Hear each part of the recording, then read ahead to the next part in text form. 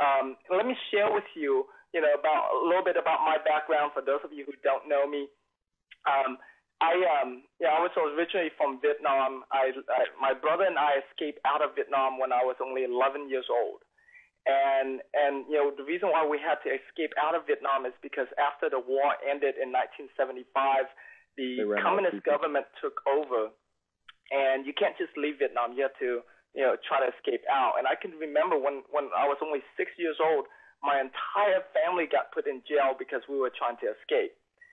And in 1986, my brother and I, finally were able to escape out of Vietnam. And I'll share with you the process. We had to hide out during the day, and then at nighttime we have to crawl through mud day after day to get closer to the port. And finally, we made it to the port where this little fishing boat, and you can imagine this. You imagine a 24-foot fishing boat, and we got on, and there were 37 of us. Okay, so you can imagine how crowded it was. We hardly had any room to lie down. We had to sit or stand all the time. And we floated out at this shark-infested waters for 7 days and 6 nights. And on the 4th day, folks, we got hijacked by 5 pirate boats. Now, when that happened, dude, I was scared. I was scared to death. I'm sure I probably peed in my pants at that time. And I told my brother, it's like, what's going to happen to us? What's going to happen to us? I've heard so many horror stories about how when pirates hijack your boats, they would rape the woman and they would throw the man off the boat. And they came over to our boat, folks, and they stripped all of the adults of their clothes, their valuables, whatever they can find, they took. And luckily, they left us on our way. And soon after that, we made it to a Malaysian refugee camp.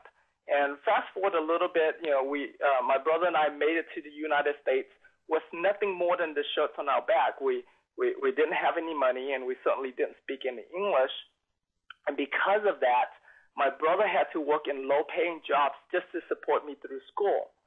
I can remember very, very clearly, we used to live in this little 2-bedroom apartment, and at any given time, there were 8 to 12 other single guys living in that little 2-bedroom apartment. For us to think about it now, we should have bought like a duplex or fourplex and subleased those rooms out to them. Probably would have made a lot of money back then. I heard the real reason you guys left Vietnam was because of the sushi shortage of 1972.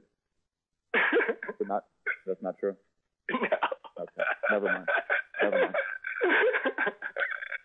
I thought it was the sushi shortage of 1972. Never mind.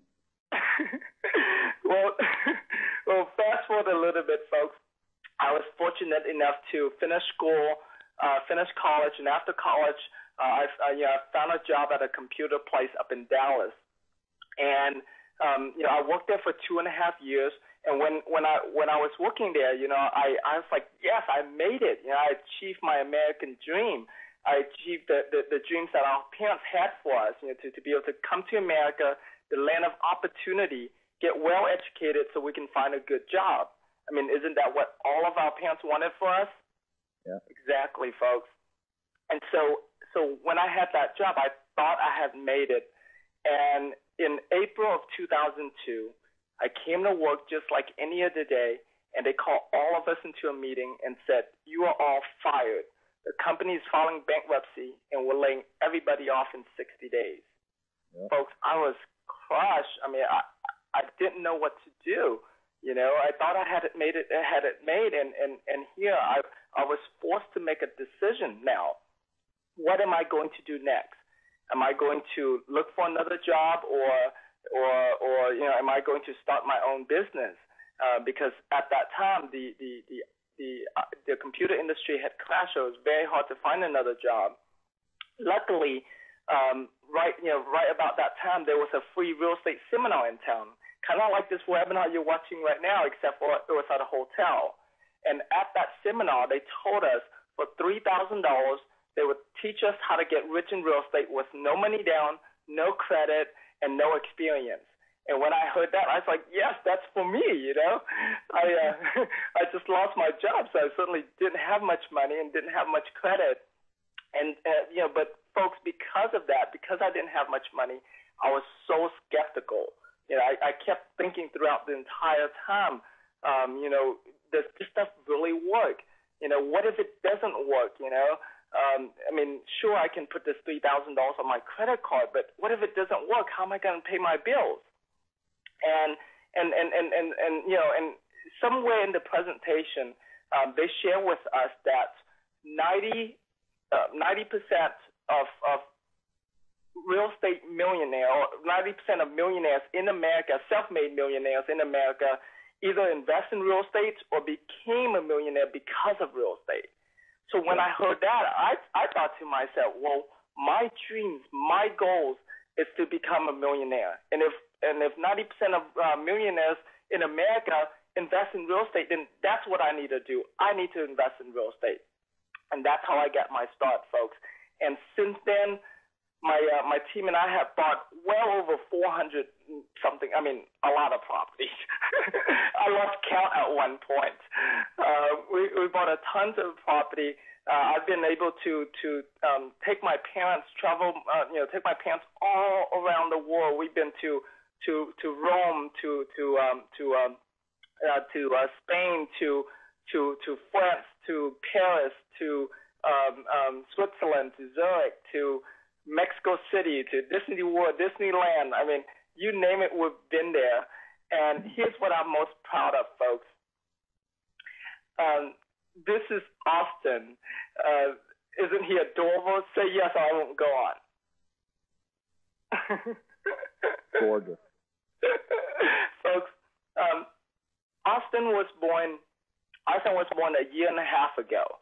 And right before Austin was born, I told my wife, Austin is our second son.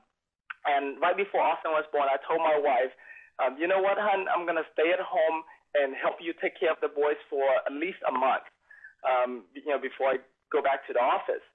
And ever since then, folks, I got hooked. I got hooked into being a stay-at-home dad, and I haven't been out to the office since then. And so now I'm able to do this from the comfort of my own home. When I took my first son, Tyler, out grocery shopping, I actually took a picture of this just to prove to my wife that I do help out around the house. Now I miss the Tim Mai with the Hawaiian shirt, bro. When's Tim Mai with the Hawaiian shirt coming back? He's going to come back soon. Tommy Vu. Folks, along the way, here's what I've learned, okay? Along the way, I've learned that while having a job will make you a living, real estate investing will make you a fortune, folks. And once you have your systems and automations, it will give you freedom, okay? And that's what we're talking about tonight.